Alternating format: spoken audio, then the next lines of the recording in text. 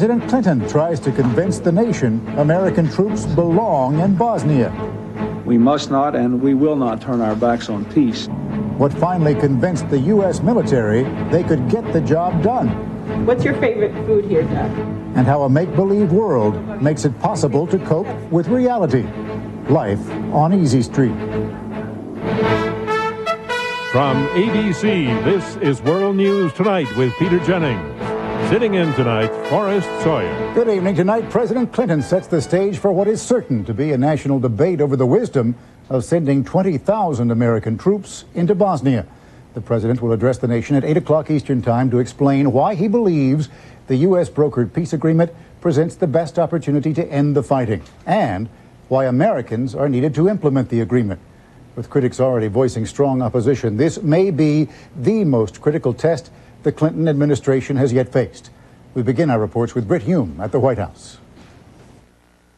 The president acted confident today that, as he put it, the public would respond to the argument he will make tonight, that the U.S. brokered Bosnia peace agreement needs and deserves U.S. military support. We have a responsibility to see this achievement through. That is who we are as a people. That is what we stand for as a nation. The people of Bosnia, the children of Bosnia, have suffered unspeakable atrocities. We must not and we will not turn our backs on peace. In a Mississippi television interview, Mr. Clinton said sending U.S. forces into danger is the most important decision a president can make.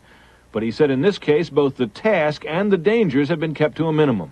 I emphasize that this is a mission that is limited, achievable. It is not involving our people in an ongoing war, but it is an attempt to secure a peace agreement that's very different. A top-ranking administration official said U.S. peacekeeping forces in Bosnia, unlike the UN forces there, will be heavily armed and free to retaliate harshly against any provocation. He added, quote, any rogue element that challenges this force will be destroyed. From Capitol Hill, there has been little of the partisanship that has characterized the recent budget debate. The President and Speaker Gingrich, for example, had what was described as a constructive phone conversation on Bosnia today. I told him, I'd said this morning, I hope every American watches his speech tonight. I think it's a very, very important part of his presidency, and I think that anytime the president is speaking in his role as commander-in-chief and in his role as our leader in the world, that all Americans owe him a serious listening. Senate Majority Leader Dole, who has been a sharp critic of the president on Bosnia, suggested that now that there's a peace agreement, things are different. And all this was premised on the fact that there would be 20,000 Americans there. And so it seems to me that the president may have at least laid some foundation. And there may be some obligation, obviously, that we follow through on that agreement. The president will be appealing tonight for both public and congressional support, but he's made clear this mission will go forward with or without it. Mr. Clinton has been criticized at times for basing his actions too much on what polls show, but it would be hard to say that about this. Britt Hume, ABC News, the White House. This is John McWethy. Today in Brussels, Joint Chiefs Chairman Shalikashvili and NATO's other top generals put the finishing touches on NATO's military plan for Bosnia. Though the Clinton administration has repeatedly said it will send only 20,000 American troops to Bosnia, Pentagon sources say the total number, those in Bosnia and those supporting them, will be closer to 40,000. The additional 20,000 soldiers, sailors, and airmen will be in Croatia, Hungary, Italy, and aboard ships in the Adriatic Sea. Most European officials say things have changed in Bosnia, and it should be easier now for all troops doing peace enforcement. I would expect the environment now to be substantially less difficult than it has been for the Europeans during the past few years. For troops going to Bosnia now, there will be crucial differences. This will not be a UN operation, but will be run by the U.S. and NATO. Troops will be heavily armed and will not be constrained in using their weapons the way UN peacekeepers were. And for Americans, there is a commitment to get out after 1 year. But perhaps the biggest difference for U.S. troops, what distinguishes Bosnia from military disasters in Somalia, Lebanon, and Vietnam, is the peace treaty. These forces are not going to be injected into the middle of a civil war. What distinguishes this agreement from others is that there is a peace accord to which all parties have committed themselves. But Bosnia is still dangerous in many ways. There are millions of landmines. The population is heavily armed. 2 million people have been forced from their homes and will either be looking for help from American soldiers or blaming them for what has happened. There is great confidence among U.S. military commanders that training for this mission has been thorough. But there is great concern that Bosnia could be the kind of problem that even well-armed, well-trained troops may not be able to solve. John McWethy, ABC News, the Pentagon. One of the toughest assignments in Bosnia is going to be handled by the French military contingent stationed in and around Sarajevo. The peace agreement proposes Sarajevo as the united capital of Bosnia. But a UN spokesman said today he expects tens of thousands of Serbs to leave those parts of Sarajevo they now hold rather than submit to the Bosnian government's authority. One of those places is the suburb of Ilija. ABC's Ron Allen is there. The Serbs who live in Ilija believe the peace accord offers only bitter choices. Allow the enemy to govern, fight, or leave. No one speaks of living in peace with Muslim and Croat neighbors. So many graves, she says. What is our future? There are so many young people who've been killed. 20,000 Serbs live here and hundreds have died during the last 4 years.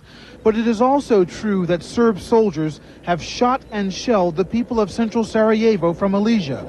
So the fear is that if the Bosnian government takes over here, it will seek revenge. The Bosnian government says it's committed to a multi-ethnic Sarajevo as it used to be, with every citizen's rights protected. But the division here is so entrenched, those assurances mean virtually nothing. What is multi-ethnic city? What is it? I can't live with them in the same city. Gordana Suciu and her fellow students insist the only solution is to keep Sarajevo divided. Serbs here, Muslims and Croats somewhere else. There is also strong resistance to the idea of NATO forces policing the peace agreement. They bombed our communities, he says. How can we believe they're coming to protect us? And many here are so exhausted by the war, they agree with Angelina Pickershare. I will leave, she says. Where my people go, I will go.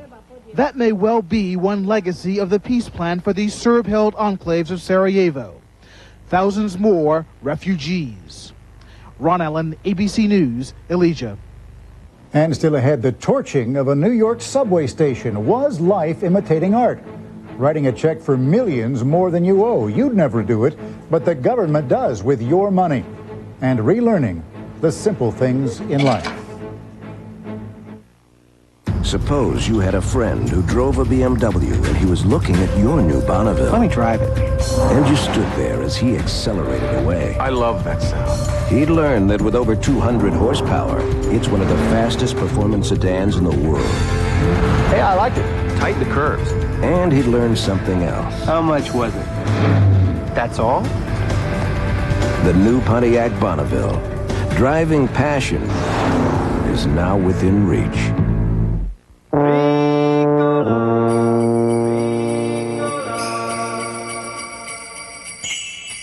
Good idea. Season's greetings from your friends at Ricola. Hey, look. Mommy'd like this pillow. A bear. Hey, how about a stocking? This bear is nice. Wow, this is pretty. No, bear. My bear. Police in New York are investigating a crime that may mimic a scene from that new movie Money Train. 2 men squirted gas into a subway token booth where a clerk was trapped inside and then ignited it. Some politicians in Washington are using the crime as an example of what is wrong with Hollywood. Here's ABC's Aaron Brown. Oh my God. While admitting he had no idea if the 2 men who torched the subway token booth Sunday critically injured Harry Kaufman working inside had even seen the movie The Money Train, Senator Robert Dole blamed it anyway. The American people have a right to voice their outrage, and they can do so not through calls for government censorship, but by derailing the money train at the box office. Dole began his attacks on what he calls Hollywood's nightmares of depravity last summer. This time, he went after Columbia Pictures, which released The Money Train. We just need to alert the American people and to ask some of those, in this case Columbia Pictures, to accept some corporate responsibility. The New York Transit Authority also blamed the movie, saying it was fearful of this kind of incident when producers showed them the script. Columbia Pictures accepted no responsibility. In a statement, the studio said it was appalled and dismayed by the incident, which it called an isolated act of senseless violence. The kind of violence that led the Transit Authority to add a fire suppression system to token booths and to bulletproof them after a firebombing in 1988, which has helped but has not solved the problem. We have had 9 very minor type incidents like this since 1991.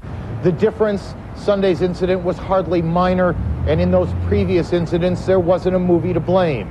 And movies can be inviting targets when society seeks to make sense out of the senseless. But whether Money Train deserves any blame at all is not clear, and won't be, until the 2 men who nearly killed Harry Kaufman are caught.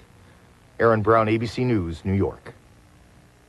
While Senator Dole was talking today about this incident, earlier he picked up an endorsement in his campaign for president. Wisconsin Governor Tommy Thompson became the 16th of 31 Republican governors to give Dole his backing. And in Georgia, another political announcement.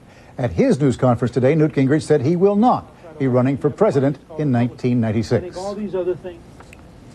Frankly, looking at the daunting challenge of trying to organize a nationwide campaign, looking at what people like Bob Dole and Phil Gramm and Lamar Alexander have gone through, I didn't see how I could both be Speaker of the House and be in a position to mount a campaign on that scale. The Speaker said he would not be endorsing Senator Dole or any other Republican candidate. He said he hopes to be asked to chair the Republican National Convention. Well, the battle of the balanced budget will certainly be occupying Mr. Gingrich this week. President Clinton will meet with him and with other congressional leaders tomorrow. The two sides remain sharply divided over tax cuts and spending priorities. At a time when every line of the federal budget is being scrutinized, we have a story about your money and how much of it is allowed to fall through the cracks because of simple government accounting errors. Here's ABC's John Martin. This is the Defense Finance and Accounting Center in Columbus, Ohio. From here, government bookkeepers pay defense contractors for weapons and equipment they are producing for the Pentagon. But there is a problem. The General Accounting Office says more than 3/4 of the payments it studied here were made in error, often as huge overpayments. Probably 50% of the time the records aren't accurate, and they're just, as we sit here, they're making erroneous payments. Auditors found it can take months to detect the errors and to notify the companies of the overpayments. By the time the money is returned, the mistakes can still cost millions of dollars in interest payments. That's the money the government must pay to borrow funds to replace the overpayments. Example, for advanced cruise missiles, the Hughes Company received $35 million in overpayments. It took 283 days to give the money back. Interest cost $1.4 million. For Abrams battle tank engines, Textron received $7.5 million too much. It took nearly 8 years to return the money. Interest, $4.8 million. The GAO found in one survey that $84 million in delayed repayments cost nearly $11 million in interest. Senator John Glenn has been pressing for more accurate accounting. I don't want to be doing another GAO study next year and the year after that and the year after that with the same kind of results coming out. We really have to make progress here.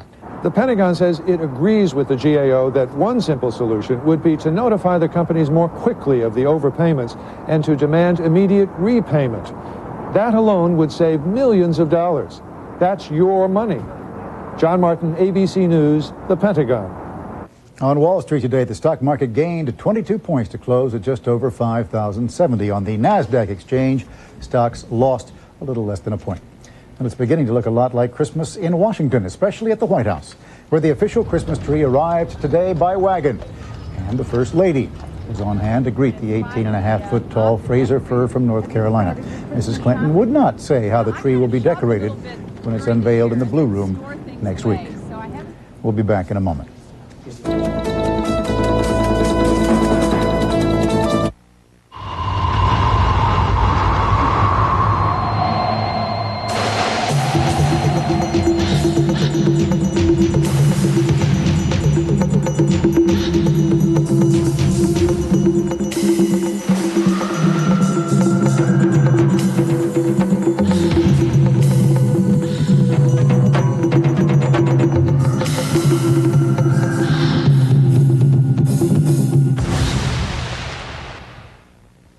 told me he needed more space. Uh-oh. Said he needs to feel more power and control in his life. Well, what's he want to do? He wants a Cadillac DeVille.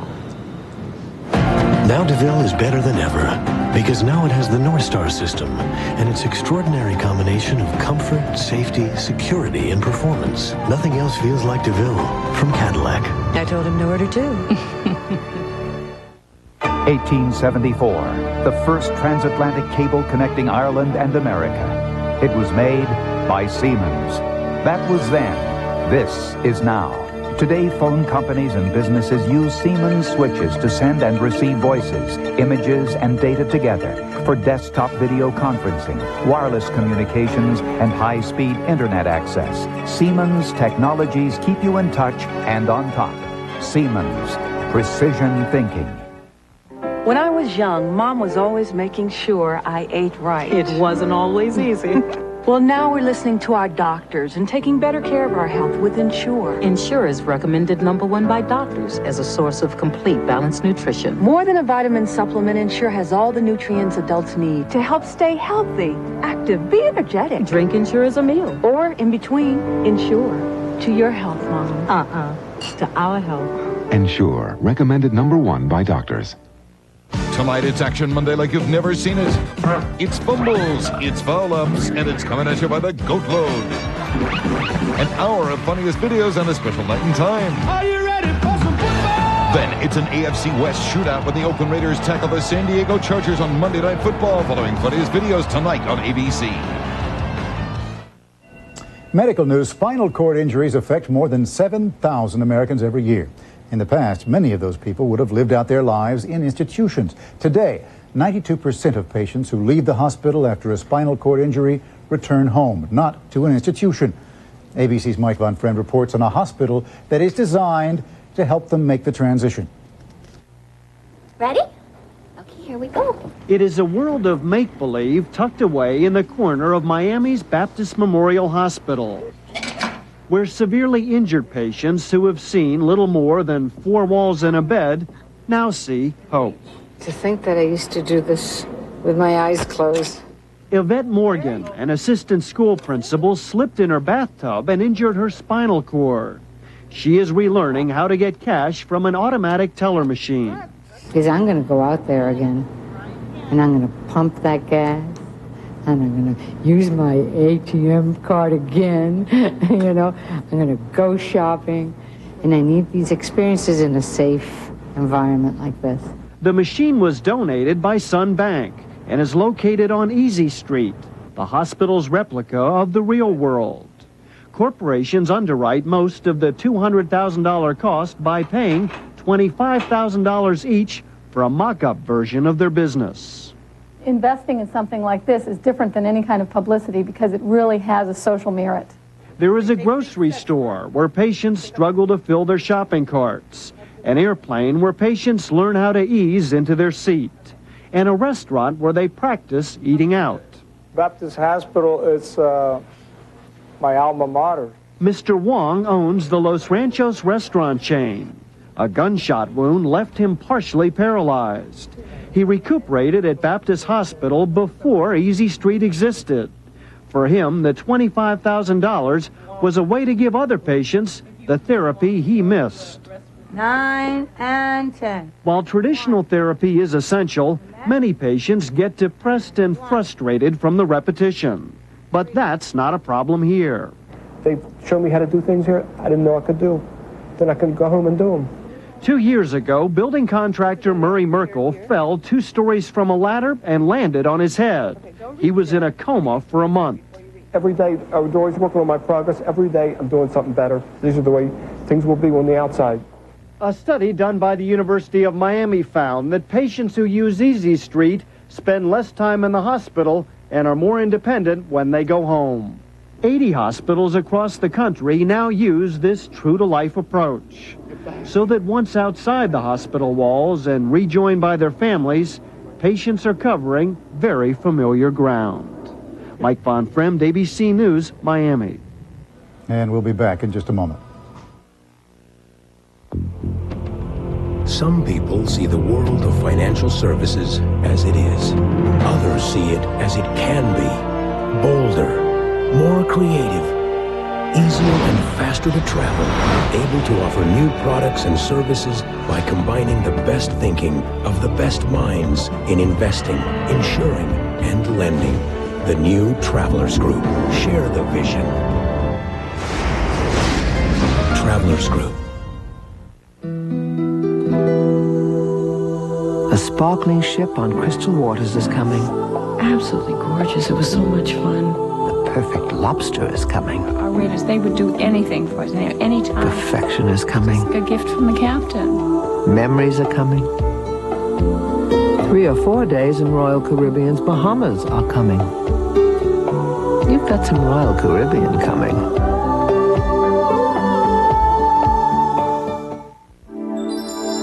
After I use my Sensonic toothbrush, my whole mouth feels tingly. I feel like I could kiss The dentist. I had reduced the plaque. It does virtually all the work for you. It massages the gums and loosens up. my husband. He likes it. He Feels smooth, highly polished. Sonic waves, 30,000 vibrations per minute. It's a unique sensation. The Sensonic Plaque Remover by Teledyne Waterpik. I know my teeth are really clean. Ford introduces the all-new Taurus. For those who see life as a journey and want to enjoy the ride. Its speed-sensitive steering and responsive new suspension help you take new roads with confidence. While the powerful new 24-valve Duratec engine can go up to 100,000 miles between recommended tune-ups. Which means you can go as far as your dreams. The all-new Ford Taurus. Making the dream come true. We have a story tonight from Idaho about one man's unusual plan to preserve the beauty of the open range. It is a controversy over federal grazing land and whether cattlemen should be prevented from using it. The story from ABC's Tom Foreman. For 3 generations, John Faulkner's family has grazed sheep and cattle on public land leased from the state of Idaho. Now they and other ranchers are locked in a range war with an environmentalist who wants to lease the land right out from under them. His primary goal is just get all grazing off the range. That's all there is to it. And a lot of these people in this country have very little use for him, frankly. The man who is stirring up this ranching community is architect John Marvel. He opposes grazing on public lands because he believes it causes erosion, water pollution, and the destruction of native plants and wildlife. This is a sign of disastrous mismanagement. 2 years ago, with the help of other environmentalists, he started outbidding ranchers for grazing land all over the state. He wants to let the land return to what it was like before cattle came along. Ranchers are upset because they're accustomed to having their way. There is nothing that guarantees that grazing of livestock is the use that must occur out here. Although Marvel entered the highest bids for the grazing land, the state has refused to give him any leases, saying he is disrupting a vital industry. The legislature even passed a law this year making it illegal for non-ranchers, such as Marvel, to rent state grazing land. Grazing has historically been the highest and best use of these lands, and I think we should maintain them that way. But the fight is far from over. Indeed, Marvel and his group have vowed they will keep filing bids and lawsuits if necessary until 40,000 acres of grazing land are taken out of circulation. That is only a small fraction of all state grazing land, but it is enough to make this fight bitter. Many state legislatures are filled with ignorant people, and Idaho is no exception. One lower court has already ruled against Marvel, but both sides say the state Supreme Court will eventually have to decide which part of the public will control these public lands. Tom Foreman, ABC News, Ketchum, Idaho.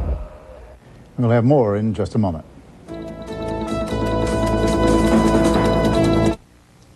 Here, do something. So you guys are having spaghetti for dinner?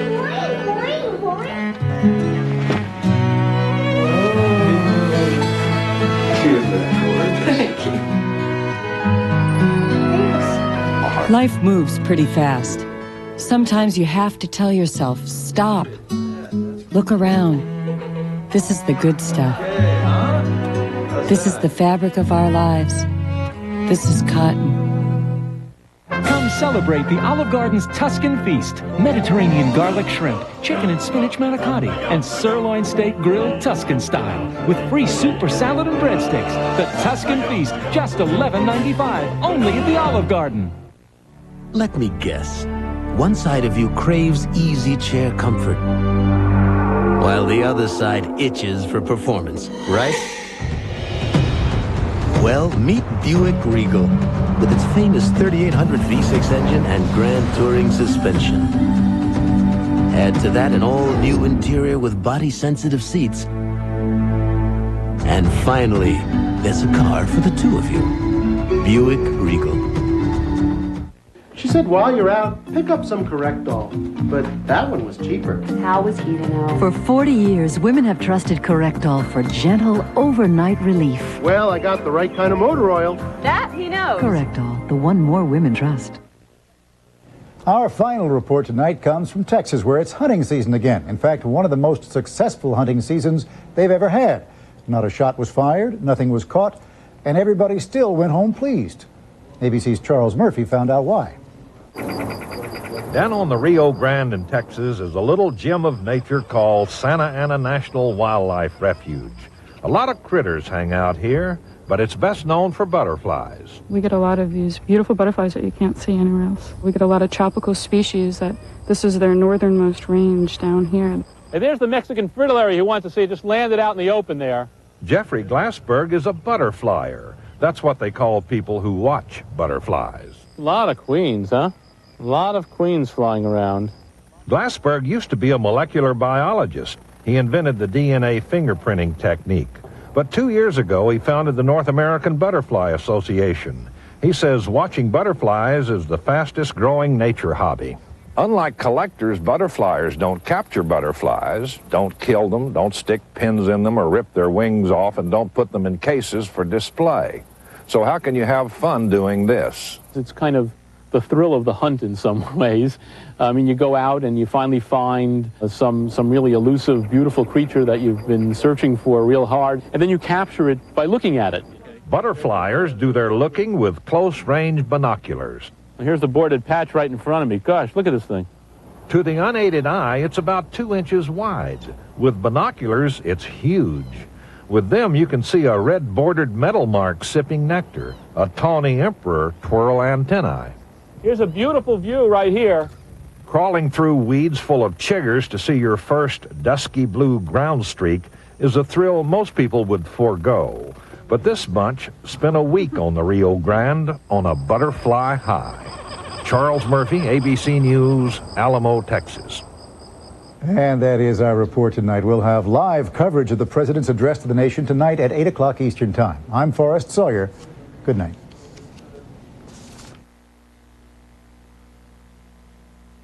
This has been a presentation of ABC News. More Americans get their news from ABC News than from any other source. A mysterious crime leads Diane